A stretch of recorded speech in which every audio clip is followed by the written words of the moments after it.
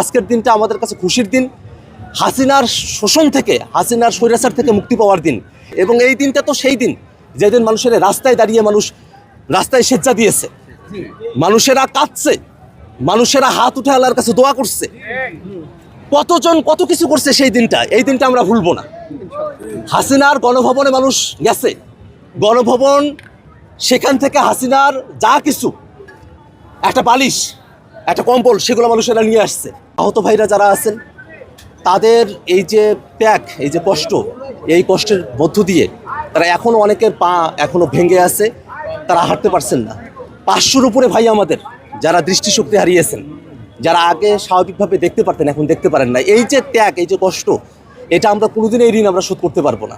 এই ঋণ আমরা যদি নতুন বাংলাদেশ গড়তে পারি, শুধুমাত্র তার মাধ্যমেই আমরা এই ঋণটা শোধ করতে পারবো, তার ধারের কাছে আমরা যাইতে পারবো।